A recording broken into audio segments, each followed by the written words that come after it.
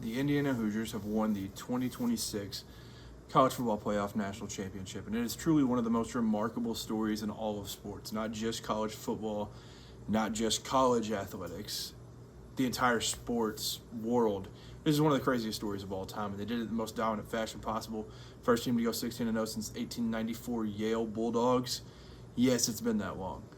Now, the way they did it was not the easiest path in this national championship. I know on the way to this point, pretty easy. They were kind of cruising through some of these games. They were dominating teams with Alabama, with Oregon, where they didn't really have to sweat those games. But this one, Miami gave them all that they could handle, and it ends up being a pick six there at the end to end Carson Beck's career, end Fernando Mendoza's career, all this different stuff. They do it in miraculous fashion, and the Indiana Hoosiers coming on top, beating the Miami Hurricanes 27-21 in the College Football Playoff National Championship. What a ball game. What a ball game. Early on, Indiana looks like they may end up rolling, going up 10-0 at half, dominant fashion, but Miami kind of sits back and says, I'm not going to let this happen. So they start to press on the outside, let their pass rush get to them, whether it's Messidor, different guys that they'd drop down, safeties, corners, whatever. They'd bring Bain. Bain was absolutely perfect all night, in my opinion, except for one 3rd and 13 early. He jumped off sides. IU ends up converting after that. Once it goes 3rd and 8, they end up converting that. So outside of that one flaw, Bain was probably the most impactful player on the field. He was unbelievable. I tell you, remember Charlie Becker in the hindsight, and I'll talk about Charlie Becker here in a second because I want to get romantic about that man. For Miami early on to go through what they went through and be able to come back and have a chance to go win this game there at the end, and Carson Beck unfortunately throws an interception, so he didn't get quite the instant finish and instant classic that we were hoping for. But what a comeback! What a comeback from the Miami Hurricanes, and honestly, you're one kind of, you say it's fluke, but Indiana's done it all year with blocking punts and stuff. You're really one fluke punt block away from being in that game in a completely different scenario at the end, which is crazy to think about with how Miami played. They were awesome, last team to get in, and they ended up making this miraculous run. It was amazing. Now, O.J. Federico, I want to talk about this man. Now, I am a white male who plays a whole lot of basketball, so I know what it's like to be picked on. There's a whole lot of players that are a whole lot faster than me, taller than me, shoot better than me, quicker, all these different things. You go on a long list. I'm a white male that goes to play basketball. I'm going to get picked on, and I know what it feels like. O.J. Federico, he was that dude early. He got picked on. They threw his way all game long, and there's probably a lot of penalties that weren't called on him, but he got PIs called on him. He got jump balls thrown to him. He got back shoulder fades thrown to him. He would be sitting off of, I think it was Charlie Becker there at the end of the first half. They ended up scoring anyways. But he's sitting off of him, misses the tackle. He was getting absolutely picked on, and he's kind of expected to be in a bigger role with Xavier Lucas having to miss this first half of this game, which was very, very key for that Miami secondary. He comes back in that second half, and I think he's a big reason on why some of those receivers were kind of shut down there in the second half a little bit. They started to press up on him, nothing easy coming in that second half. But the one thing for Miami going into this game, it was like you can't make mistakes. They made those mistakes. They jumped on that 3rd and 13. There was a 3rd and 17 where Indiana was mailing it in on that drive. They said, we're going to get rid of this face mask. Ridiculous. They have that block punt that I talked about and the pick at the end. Those are too many errors against this IU team that doesn't make errors. That's too much. So Miami, too many errors. And Indiana doing what they did all year, trusting them. And even though their pass rush didn't really get to Carson Beck, felt like some plays Carson Beck had an hour and a half to sit back there and find something. That wasn't their strong suit. It really wasn't their strong suit for a lot of the year when they would play against those great O-lines. But similar to the Ohio State game in the Big Ten Championship, Fernando Mendoza gets rocked early by Jacoby Thomas. Same type of thing in the Ohio State game. But Fernando Mendoza, lips bleeding, all this different stuff. And then ironically on his legendary, phenomenal, great play there towards the end of the game that is going to go down in college football history on that run. I'll play that in this video real quick, and I'll try to credit ESPN for that. Got to get to the 8.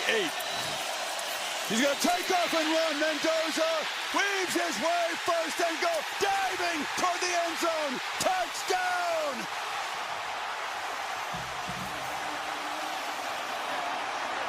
That's why he won the Heisman Trophy. Jacoby Thomas is one of the guys that he breaks the tackle off of before leaping and taking one heck of a hit in the end zone. This dude is the definition of a trooper. And I know when you watch these post-game interviews, you're probably like, oh, this guy's a little soft. You know, he's got a higher pitched voice. He's got the Big Ten championship that people like to clown him for. But this dude is an absolute dog in every sense of the word. And that's exactly what Cignetti talked about. That's exactly what this entire team talks about. And he gives all the credit to his Lord and Savior, Jesus Christ. And then those Hoggies up front, Pat Coogan and company, they were right there all game. And I know Ruben Bain is a man amongst boys.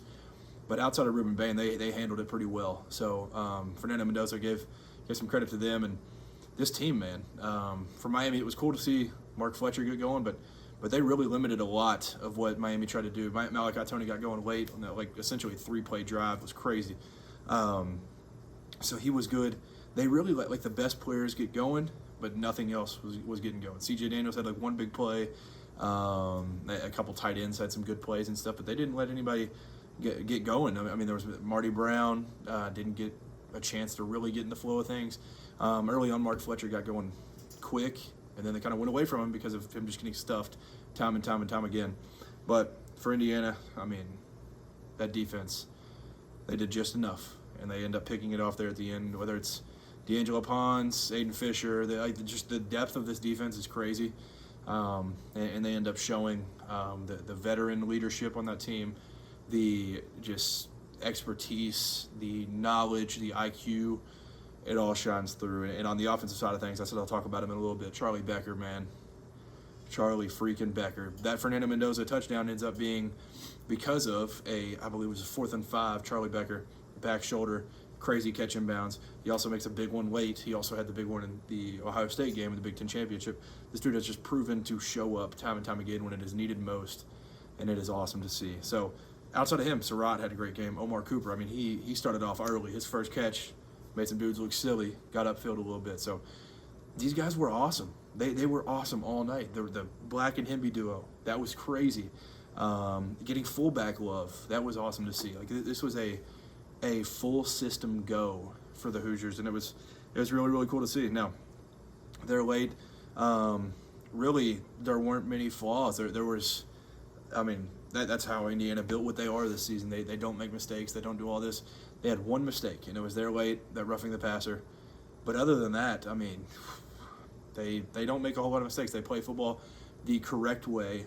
They play in the trenches, physical, all this different stuff. I mean, Curt Cignetti in the pregame talking to Holly Rowe, he gave like 9 straight words. He just like read them off as like relentless, whatever it was, and he just kept rolling those words, and that's exactly how their team was built, with those words. Now, for Fernando Mendoza, I just want to talk about this man. Hayes Fawcett tweeted this out right after the game, so shout out to Hayes Fawcett. Incredible work over there.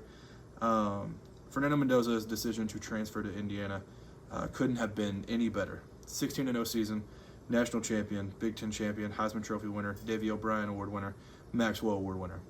Now, when this dude transferred over, obviously we knew he was pretty good. We knew he was a good player. I don't think anybody was expecting this. We didn't know we got an absolute demon over there in Bloomington, and he got the Hoosiers rolling all season long, delivered time and time again, whether it was late in the Iowa game, the Oregon game, Ohio State game, whatever it was, he showed up when it was needed. And tonight he showed up in the biggest and most awesome way possible, and that was that final touchdown. Whether he was making throws late, whether it was just getting those extra yards and somehow miraculously staying up on that final play. It was unbelievable. Now, I started this video off by saying Curt Cignetti and this Indiana Hoosiers team is one of the greater stories that we've ever seen in all of sports. The fact that he has turned this full turnaround in 2 seasons is unbelievable. The highest win percentage of any coach in the country. 2 years, they go from horrible, Tom Allen, respect to you, but the only player that's on this team now is Charlie Becker, that was a Tom Allen recruit. He did this on his own. This isn't that, like, there were some good players with bad coaching left around. This was him completely bringing James Madison guys over, bringing different guys over. Like, this wasn't easy, and he did it to the fullest effect. And it honestly, I just want to be honest, Curt Cignetti's going to get a whole lot of coaches fired in the near future. They lose in the first round of the playoff last year, and then they come out this year and go 16-0 and win the national championship. And it's one of the most incredible stories that we've ever seen. We got a big smile tonight saying that he's going to go get him a beer to celebrate and all this stuff. But Unbelievable story. It is awesome to see. And they're easy to root for. I mean, early on, you could look at him and say, this man is an absolute psycho, saying, like, Michigan sucks, Purdue sucks, Ohio State sucks, all this different stuff. And you're like, all right, man, you're Indiana. Like, let's chill out. Saying I win, Google me, all these different things. The man wins. Google him. Like, at this point, what can you say? There's nothing that you can say. So, I mean, hats off to him. Hats off to all of Indiana, that entire state. I can't even imagine what the vibes are there now. It's got to be awesome.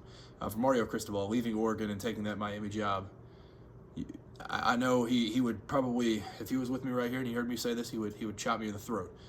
Miami is back. They are back in the fullest form. They are sitting there with all these alums on the sideline for a reason. The way that they play makes them all very proud. And they're winning to the fullest effect. I mean, like I said, they barely get in, and that's the only talk that they do. Mario Cristobal trying to get them in. He gives some pitches, gives all this different talk. That's the only talking they do. They let the play do the rest of the talking.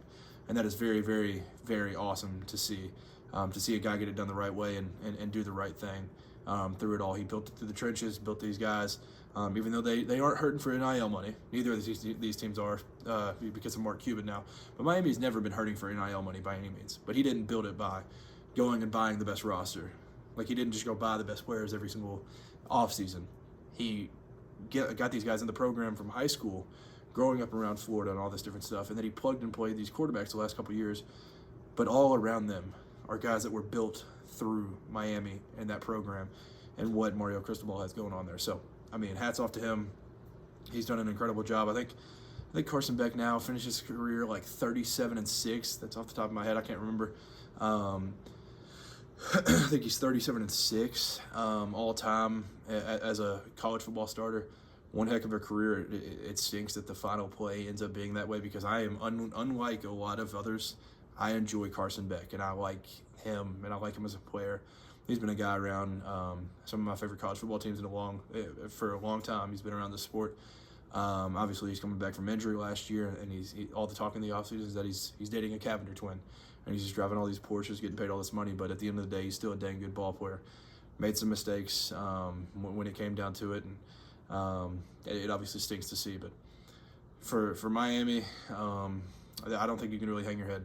I mean, this game, I think the only thing that you can kind of look back at and say, man, I really regret that, is that they sent out a kicker that was, I think they said 7 for 12 from 40 plus on the final drive before half. They go for it on their own 35, and then they get down past the 50, and they kick a 50-yard field goal going into half, and that doinks, and that's kind of a regret. Why did you go for it in your own territory, but not once you get into Indiana territory? But I digress. So I'm not going to spend too much time on that. That's really the only thing. This was just two really, really good football teams playing a really good football game, and it was awesome to see as a viewer. It felt like every single time one team would do something to feel like they were back in it, or for Indiana's case, pulling away, something else would happen, and it was awesome to see. And I think this game, when it comes out, is going to have record viewers. I don't know, they go up year by year. But I think this one, just because of like the storylines in it, like Fernando Mendoza's dad played football at Christopher Columbus High School in Miami. Fernando Mendoza he grows up in Miami as the fan of the U. He grows up around there, doesn't get recruited as a 2-star recruit, has to go away and kind of make his way back. But then he's playing in Miami. Mario Cristobal is at his he's an alum for this school, Miami, getting them back to the promised land where he promised to take them. There's all these different storylines, and it is awesome. Because this sport just delivers. It doesn't matter. It doesn't matter if it's Alabama or if it's Indiana. Two completely different things. It's always going to deliver, and the sport is awesome. So my prediction, I think, was 23-20. Indiana finishes 27-21. You could say, for me, it kind of went the way I expected, but it doesn't matter how you get there. It was awesome. It was absolutely fantastic to see it go the way that we saw it. So Curt Cignetti, big credit to you, man. I mean, you're going to get a whole lot of coaches fired, like I mentioned. You have done one of the most remarkable things that I've ever seen in my entire life. Fernando Mendoza, one of my favorites that I've watched in my years of watching college football. And I'm very young, but I've also watched a lot of college football, and I absolutely love watching you. I loved you at Cal, and seeing you at Indiana on the bigger stage has been very, very awesome. And now, if you're one of those, the Big Ten runs college football. I think the SEC, the depth of it kind of is still up there, but I mean, The Big Ten, it's 3 straight national championships from 3 different teams. Look at that conference now whenever you're talking about the best in the sport. So that is very exciting as well. The ACC, a conference that gets clowned a little bit. Miami just went toe-to-toe with the best team in America and one of the best teams that we've seen in the last 5 years. So they're right there as well. This sport is awesome. It always delivers. That's another year in the books. Year 2 of college football playoff. We saw some growth from year 1 to year 2. We're going to keep seeing that going forward, and I'm very excited to see it. Thank you for tuning in. Comment below your thoughts on this game, whether for Miami, Indiana, whatever it may be. This man, Curt Cignetti, has changed the history of college football and what he has been able to do. So leave some comments below, leave a like, subscribe, all the good stuff. I really appreciate it. Peace.